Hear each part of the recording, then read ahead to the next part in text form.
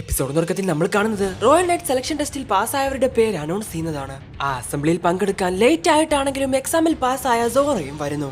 എന്നാൽ എക്സാമിൽ പങ്കെടുക്കാത്ത കുറച്ചു പേർ കൂടി ആ ടീമിൽ ഉണ്ടായിരുന്നു. ഷെറിൻ, കോബ്, പിന്നെ സിൽവർ ഈഗിൾസിന്റെ ക്യാപ്റ്റനായ നോസലുമായിരുന്നു അത്. അങ്ങനെ അവർ കൂടെ വന്നപ്പോൾ 20 എലൈറ്റ് വാരിയേഴ്സ് അടങ്ങുന്ന ഒരു ടീമായിട്ട് റോയൽ നൈറ്റ് മാറി. ക്ലോവർ കിൻഡത്തിന്റെ ശത്രുവായ the eye of the midnight സണ്ണിനെതിരെ വിജയം മാത്രമായിരിക്കണം നമ്മുടെ ലക്ഷ്യം. ഗ്രാവിറ്റോ സ്റ്റോൺസ് എന്നറിയപ്പെടുന്ന വളരെ ശക്തമായ ഒരു മാജിക് റീജിയനിലെ ഫ്ലോട്ടിംഗ് ഡഞ്ചൻ ആണ് അവരുടെ ഹൈഡൌട്ട്. പിന്നീട് നമ്മൾ കാണുന്നത് ക്രിംസൺ ലയൺസിന്റെ ഹെഡ് ക്വാർട്ടേഴ്സ് ആണ്. പരിക്ക് പറ്റിയ ഫഗോലിയനെ കാണാൻ വരുവാണ് ആസ്തയും നോയലും. ഹേയ് മൈ റൈവൽ, നീ ഇങ്ങോട്ട് വന്നത് ഒരുപാട് നന്നായി. റോയൽ നൈറ്റിൽ നിങ്ങൾ രണ്ടുപേരും സെലക്ട് ആയ കാര്യം എന്റെ സിസ്റ്റർ എന്നോട് പറഞ്ഞു.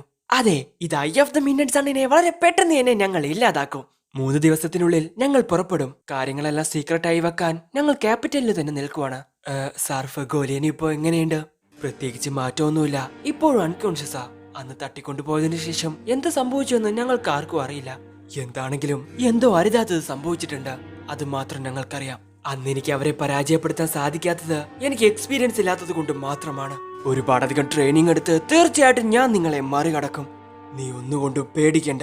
ക്യാപ്റ്റൻ ഫഗോലിയന് വേണ്ടി ഞാൻ അവരോട് പ്രതികാരം ചോദിക്കും. അന്ന് വിസാർഡ് കിങ് ആവാനുള്ള എന്റെ സ്വപ്നം കേട്ട് ക്യാപ്റ്റൻ ഫഗോലിയൻ ചിരിച്ചില്ല. അവർക്ക് പറ്റിയ ഒരു എതിരാളിയാണ് ഞാനെന്ന് പോലും അവർ പറഞ്ഞു. ഞാൻ ആരാണെന്ന് ഞാൻ വിശ്വസിക്കുന്ന എന്നെ മനസ്സിലാക്കിയത് ക്യാപ്റ്റൻ ഫഗോലിയൻ മാത്രമാണ്. എന്റെ കാര്യവും അതുപോലെ തന്നെയാ. വീക്കായിട്ടിരിക്കുന്നത് ഒരിക്കലും തെറ്റായിട്ടുള്ള കാര്യമല്ല, എന്നാൽ വീക്കായിട്ട് ഇരുന്നുകൊണ്ടേയിരിക്കുന്നത് വലിയൊരു തെറ്റാണ്. അവരുടെ അന്നത്തെ ആ വാക്കുകൾ എന്നെ ഒരുപാടധികം സ്ട്രോങ് ആക്കി മാറ്റി. ആസ്ത, നോയൽ, എനിക്ക് നിങ്ങളുടെ സഹായം ആവശ്യമുണ്ട്. ഞങ്ങളെ വിശ്വസിക്കുക. The eye of the midnight സണ്ണിനെ തോൽപ്പിച്ച് നമ്മളുടെ ഈ നാട്ടിൽ ഞങ്ങൾ സമാധാനം കൊണ്ടുവരും. ഈ കാര്യങ്ങളെല്ലാം തന്നെ പുറത്തുനിന്നും നോസിൽ കേൾക്കുന്നുണ്ട്. ഒന്നും മിണ്ടാതെ അവൻ അവിടെ നിന്നും പോകുന്നു. അങ്ങനെ അവർ രണ്ടുപേരും തിരിച്ചു വരുന്നു. ഫിൻഡ്രലും ക്യാപ്റ്റൻ ഫഗോലിയനും പെട്ടെന്ന് തന്നെ എഴുന്നേക്കും. അതെനിക്ക് ഉറപ്പാ. എന്തായാലും പറയാതെ വയ്യ. അന്ന് എനിക്ക് കിട്ടിയ ആ magic energy the eye of the midnight സണ്ണുമായിട്ട് അതിനെന്തെങ്കിലും ബന്ധം കാണുമോ? എന്തായാലും എല്ലാം സമാധാനമായി അവസാനിച്ചാൽ മതിയായിരുന്നു. അതെ, പക്ഷെ നിനക്കൊരു കാര്യം അറിയോ? എന്തോ എന്റെ ഉള്ളിൽ കടന്ന് എന്നെ അലട്ടിക്കൊണ്ടിരിക്കുവാണ്. അന്ന് വെട്ടോ പറഞ്ഞ ആ കാര്യം അവർ ഒരിക്കലും നമ്മളോട് പൊറുക്കില്ലത്രേ. പരസ്പരം ക്ഷമിക്കാത്തത് കൊണ്ട് മാത്രമാണ് ഞങ്ങൾ അന്ന് ഫൈറ്റ് ചെയ്തത്. സോ നമ്മൾ പരസ്പരം ക്ഷമിച്ചു കഴിഞ്ഞാൽ പിന്നെ നമുക്ക് ഫൈറ്റ് ചെയ്യേണ്ടി വരില്ല. പക്ഷേ അതെങ്ങനെ സാധിക്കും എന്ന് ചിന്തിച്ച് ടെൻഷൻ ആവുകയാണ് ആസ്ത. അപ്പോഴാണ് യൂനോയും മെമ്മോസയും ലൂണറ്റ്സും അങ്ങോട്ട് വരുന്നത്. ഹേയ്, ഇനി ഇവിടെ നടക്കാൻ പോകുന്നത് വലിയൊരു യുദ്ധമാണ്. എന്നിട്ടും നിങ്ങൾ ഇങ്ങനെ കൂളായിട്ട് ഇരിക്കുവാണോ? ഒരുപക്ഷെ നമ്മളെ ഒരു സ്പൈ ചതിച്ചാൽ എന്ത് സംഭവിക്കും എന്ന് ചോദിക്കുകയാണ് ലൂണറ്റ്സ്. സ്പൈയോ? അതെ, അന്നത്തെ പർപ്പിൾ ഓർക്കസിന്റെ ക്യാപ്റ്റന് കൈക്കൂലി കൊടുത്ത ആളുകൾക്ക് വേണ്ടി അവർ റോയൽ ക്യാപിറ്റൽ തുറന്നു കൊടുത്തു. ഇപ്പോഴും അവരെ പോലെയുള്ളവർ നമ്മളുടെ കൂട്ടത്തിലില്ലെന്ന് നമുക്ക് തള്ളിക്കളയാൻ സാധിക്കില്ല. അതെ, നിങ്ങൾ പറഞ്ഞത് ശരിയാണ്. നമ്മൾ സൂക്ഷിക്കണം. ശരി, നിങ്ങൾ റോയൽ ക്യാപിറ്റലിലോട്ടാണ് പോകുന്നതെങ്കിൽ ഞാൻ നിങ്ങൾക്കൊരു ലിഫ്റ്റ് തരാം എന്ന് പറയുവാണ് ലൂണറ്റ്സ്. അപ്പോഴാണ് നമ്മൾ ആ കാഴ്ച കാണുന്നത്. അവിടെ നിന്നിരുന്ന ആസ്തയുടെ ഷേഡോക്കുള്ളിൽ മറ്റൊരു ഷേഡോ കയറുന്നു. പിന്നീട് നമ്മൾ കാണുന്നത് റോയൽ നൈറ്റിന് വേണ്ടി റോയൽ ക്യാപിറ്റലിൽ തയ്യാറാക്കിയ ഡിന്നർ പാർട്ടിയാണ്. അവിടെയുള്ള ഫുഡെല്ലാം വാരി വലിച്ച് കഴിച്ചുകൊണ്ടിരിക്കുന്ന ആസ്തയോട് നിന്റെ കൺട്രോൾ വിട്ടു പോകരുതെന്ന് പറയുവാണ് ലൂണറ്റ്സ്. ഹേ, ഇല്ല, സാധാരണ ഞാൻ ഇതിന്റെ ഇരട്ടി കഴിക്കാറുണ്ട്. എനിക്ക് തീർച്ചയായിട്ടും ഇതിൽ ആശങ്കയുണ്ട്. ഇത് ജസ്റ്റ് ആസ്തയുടെ കാര്യം മാത്രമല്ല, ഇവിടെ ഇരിക്കുന്ന പല മാജിക് നൈറ്റ്സിനും എന്തൊക്കെയോ പ്രശ്നങ്ങളുണ്ട്. സോ ഫൈറ്റ് ചെയ്യണമെന്നുള്ള ആഗ്രഹം കൊണ്ട് റോയൽ നൈറ്റിലോട്ട് വന്നില്ല. അവന് കഴിക്കാൻ കൊടുത്ത ഇറച്ചി കഷ്ണത്തിനോട് ഫൈറ്റ് ചെയ്തുകൊണ്ടിരിക്കുകയാണ്. മറ്റൊരു ഭാഗത്ത് കുടിക്കാൻ കൊടുത്ത ഡ്രിങ്ക് കുടിക്കുന്നത് പോലെ കയ്യിൽ പിടിച്ചുകൊണ്ടിരിക്കുകയാണ് സോറ. എന്നാൽ സോറ തനിച്ചു നിൽക്കുന്നത് കണ്ട റീൽ അവന് മറ്റുള്ളവരോട് സംസാരിക്കാൻ നാണമായിരിക്കും എന്ന് പറഞ്ഞ് അവന്റെ അടുത്തോട്ട് ചെല്ലുന്നു. ഹേയ്, ഇങ്ങോട്ട് നോക്ക്.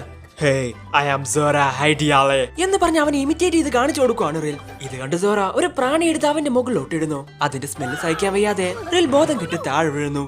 ഹേയ്, നിങ്ങൾക്കാർക്കും തീരെ മാനേഴ്സ് ഇല്ലേ?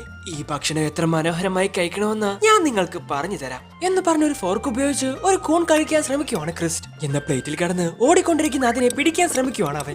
ഹേയ്, അതിനെ കഴിക്കരുത്, അതെന്റെ ബ്രദറാ എന്ന് വിളിച്ചു പറയുവാണ് ഇന്നിന്റെ കൂൺ. ഹേ ലേഡീസ് ആൻഡ് ജെന്റിൽമാൻ, എല്ലാവരും ഇവിടെ ശ്രദ്ധിക്കുക. നമുക്കെല്ലാവർക്കും വേണ്ടി ഏഞ്ചൽ ഇപ്പോ ഇവിടെ ഒരു പാട്ട് പാടാൻ പോവാണ്.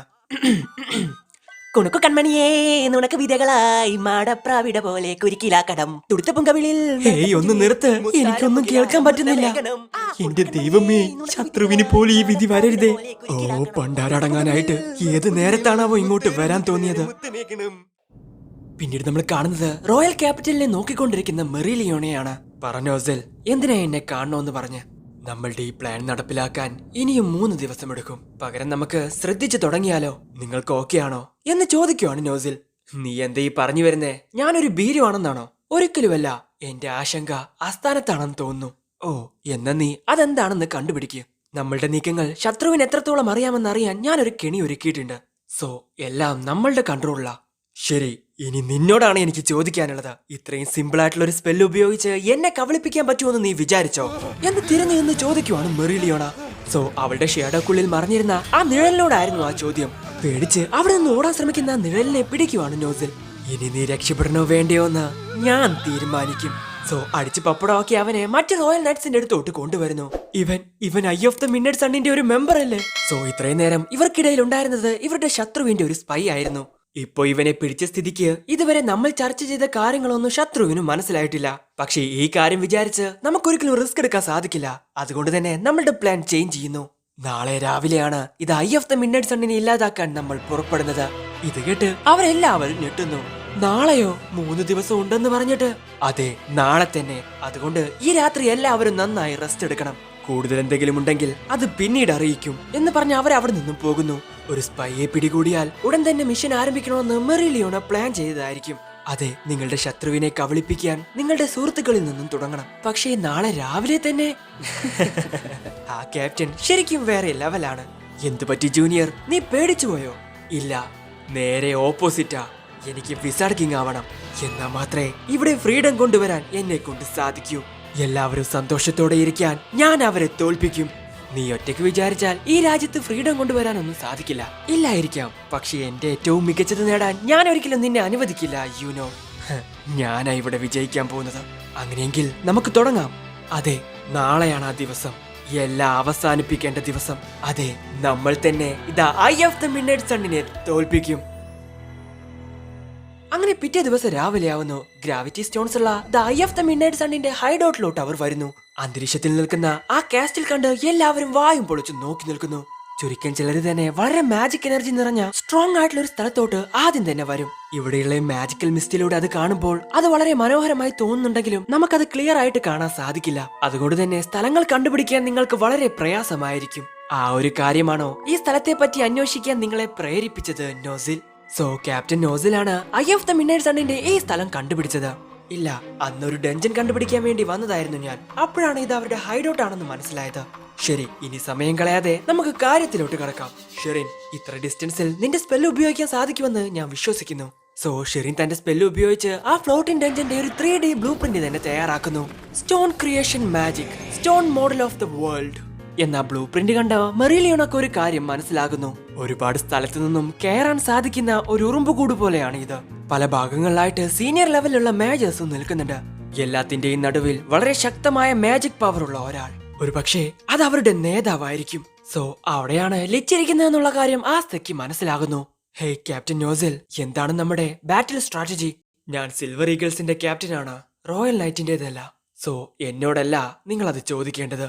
സോ അപ്പോഴാണ് മെറിലിയോണ അവരുടെ പ്ലാൻ എന്താണെന്ന് പറയുന്നത്. ഒരു അപ്രതീക്ഷിത ആക്രമണത്തിലൂടെ ശത്രുവിനെ ആശയക്കുഴപ്പത്തിലാക്കാൻ നമ്മൾ ഓരോ ടീമായി പിരിയണം. എന്നാൽ ആ സ്ഥലത്തിന് ഒരുപാട് എൻട്രൻസ് ഉള്ളതുകൊണ്ട് ശത്രുവിന് അവരുടെ ഡിഫൻസിൽ ഒരുപാട് കോൺഫിഡൻസ് ഉണ്ടായിരിക്കും. നമ്മൾ എത്രത്തോളം ചിതറിക്കിടക്കുന്നോ അത്രത്തോളം നമ്മൾ ആക്രമിക്കപ്പെടാനുള്ള സാധ്യത കൂടുതലാണ്. അതുകൊണ്ട് നമ്മൾ ചെയ്യേണ്ടത് എന്ന് മെറിലിയോണ പറയുന്ന സമയത്താണ് ആ കാര്യം വിളിച്ച് പറയുന്നത്. മാനസികമായി നമ്മൾ സ്വയം അവരോട് ശക്തമായി പോരാടണം. ഞാൻ തന്നെ അവരോട് യുദ്ധം ചെയ്യും. എനിക്കതിന് മാനസികാവസ്ഥ ആവശ്യമില്ല. ഞാൻ അവരെ ഒരു പൾപ്പാക്കി മാറ്റും. വളരെ മനോഹരമായി അവരെയെല്ലാം ഞാൻ ഒറ്റയ്ക്ക് തന്നെ തോൽപ്പിക്കും. ഓ, എല്ലാവരും മണ്ടന്മാരാണല്ലോ. നമ്മളുടെ കയ്യിൽ കൃത്യമായ ബാലൻസ് ഉണ്ടെങ്കിൽ നമ്മുടെ മെമ്പേഴ്സിനെ ഉപയോഗിച്ച് അവരുടെ പ്രതിരോധത്തെ ഇല്ലാതാക്കാൻ സാധിക്കും. അതിൽ ഓരോ ടീമിലും 4 മെമ്പേഴ്സ് എങ്കിലും ആവശ്യമാണ്. എന്താ, ശരിയല്ലേ ക്യാപ്റ്റൻ? എക്സലന്റ്. നമ്മൾ 5 ടീമായി മാറി മുന്നോട്ട് പോകണം. ഓ, മണ്ടന്മാരുടെ കൂടെയൊന്നും ഞാനൊരിക്കലും ടീമപ്പ് ആവില്ല. നീ എന്താ പറഞ്ഞേ? എല്ലാവരും മണ്ടന്മാരാണെന്നോ? ഓ, നിന്റെ കൂടെ ടീമപ്പ് ആവാൻ ആർക്കും താല്പര്യം ഉണ്ടാവില്ല. അതുകൊണ്ട് എന്റെ ടീമിൽ ഞാൻ നിന്നെ എടുക്കാം. ഓ, നിന്റെ ഔദാര്യം എനിക്ക് ആവശ്യമില്ല എന്ന് പറഞ്ഞ് അടികൂടാൻ നിൽക്കുവാണ് സോറ. ഹേയ്, നിങ്ങൾ 2 പേരും എന്റെ കൂടെ വരണം എന്ന് പറഞ്ഞ് മെറിലിയോണ അവളുടെ ടീമിൽ അവരെ എടുക്കുന്നു. ഹേയ്, റോയൽ നൈറ്റായി നിങ്ങൾ തിരഞ്ഞെടുക്കപ്പെട്ടതിൽ നിങ്ങൾ എല്ലാവരും അഭിമാനിക്കണം. നിങ്ങളുടെ മാക്സിമം സ്കിൽ നിങ്ങൾ പുറത്തു കാണിക്കണം എന്ന് പറഞ്ഞ് അവരെ 5 ടീമായി തിരിക്കുന്നു. എല്ലാ ടീമിലും 4 പേരുള്ളപ്പോൾ ടീം 5-ൽ 3 പേർ മാത്രമേ ഉള്ളൂ. സ്പെഷ്യൽ മാച്ച് ആയിട്ടുള്ള റോബിനോട് ഇവിടെ തന്നെ നിൽക്കാൻ പറയുവാണ് മെറിലിയോണ. അങ്ങനെ അവർ അവരുടെ മിഷൻ ആരംഭിക്കുന്നു. അപ്പോഴാണ് ഐ ഓഫ് ദ മിഡ്നൈറ്റ് സണ്ണിന്റെ ഹൈഡൌട്ടിൽ നടക്കുന്ന ഒരു കാഴ്ച നമ്മൾ കാണുന്നത്. അവിടെ അതാ ഒരു ലേഡിയെ കെട്ടിയിട്ടിരിക്കുന്നു. എന്തുകൊണ്ടാ നിന്നെ ഇവിടെ കെട്ടിയിട്ടിരിക്കുന്നതെന്ന് അറിയോ നിനക്ക്? ബിക്കോസ് നീ ക്ലോവർ കിണ്ടത്തിലെ ഒരാളാണ്. കുറച്ച് നാളുകൾക്ക് മുൻപ് ഞാനും അങ്ങനെ തന്നെയായിരുന്നു. പക്ഷേ ഞാൻ അവരിൽ നിന്നും വ്യത്യസ്തനായിരുന്നു. എന്റെ യഥാർത്ഥ പേര് എനിക്ക് സമ്മാനിച്ചത് മാസ്റ്റർ ലിച്ച് ആണ്. എന്നാ നീ എന്നെ പോലെ സ്പെഷ്യൽ അല്ല. അതുകൊണ്ട് എനിക്ക് എന്തും ചെയ്യാം എന്ന് പറഞ്ഞ അവളെ കൊല്ലാൻ ശ്രമിക്കുവാണ് അമ്മേജ്. പെട്ടെന്നാണ് അവർ നിന്നിരുന്ന സ്ഥലത്തിന് അടിയിലൂടെ ഒരാൾ വരുന്നത്. വേറെ ആരും ആയിരുന്നില്ല, നമ്മുടെ ലെക്ക് ആയിരുന്നു അത്. ഓ, നീ ഒരുപാട് വീക്ക് ആണല്ലോ. നിന്നെക്കാൾ ഒരുപാട് സ്ട്രോങ് ആയവർ ഇവിടെ ഉണ്ടെന്ന് ഞാൻ വിചാരിക്കുന്നു. ഹേയ്, നീ ഓക്കെ അല്ലേ എന്ന് പറഞ്ഞ് നോയൽ അവളുടെ കേട്ടഴിക്കുന്നു. നിങ്ങളിൽ ആർക്കെങ്കിലും ഡീറ്റെയിൽ ആയിട്ടുള്ള ബാറ്റിൽ പ്ലാൻ ആവശ്യമുണ്ടെന്ന് എനിക്ക് തോന്നുന്നു. നിങ്ങൾ മുന്നോട്ട് പോകുന്ന സമയത്ത് നിങ്ങളുടെ വഴിയിൽ എന്തെങ്കിലും തടസ്സം കണ്ടാൽ തീർച്ചയായിട്ടും അത് ഇല്ലാതാക്കിയിട്ട് വേണം പോകാൻ. അത് നിങ്ങൾ തിരഞ്ഞെടുക്കുന്ന ഏത് വിധത്തിലുമാകാം. നിങ്ങൾ തോൽക്കാത്തിടത്തോളം കാലം നിങ്ങൾ എന്ത് ചെയ്താലും ഞാൻ അത് കാര്യമാക്കില്ല.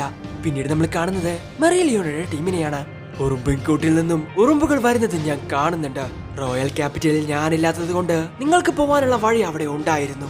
കഴിഞ്ഞ പ്രാവശ്യം രക്ഷപ്പെട്ട് ഇവിടെ എത്തിയതുപോലെ ഇപ്രാവശ്യം നിങ്ങൾ രക്ഷപ്പെടില്ല. The eye of the midnight sun, ഞാൻ ഇവിടെയുണ്ട്. തിരിച്ചടിക്കാൻ സമയമായി. നിങ്ങൾക്ക് എങ്ങനെ ധൈര്യം വന്നു? അവൻ എന്റെ എതിരാളിയായിരുന്നു. അവൻ എന്റെ ബ്രദർ ആയിരുന്നു. അവനോടത് ചെയ്യാൻ നിങ്ങൾക്ക് എത്ര ധൈര്യമുണ്ട്? നിങ്ങളുടെ നേതാവിന്റെ തല എനിക്കുള്ളതാണ്. വാവ്, അവർക്ക് നമ്മളുടെ ആവശ്യമില്ലെന്നാ തോന്നുന്നേ. പിന്നീട് നമ്മൾ കാണുന്നത് റായേനെയാണ്. ഞങ്ങളുടെ കയ്യിൽ തന്ത്രപരമായ ഒരു പഞ്ച് ഉണ്ടെന്ന് തോന്നുന്നു. ലിച്ചിനെ ഇവിടെ അടുത്തൊന്നും കാണാത്തത് കൊണ്ട് അത് ഞാൻ തന്നെ ചെയ്യേണ്ടി വരുമെന്ന് തോന്നുന്നു.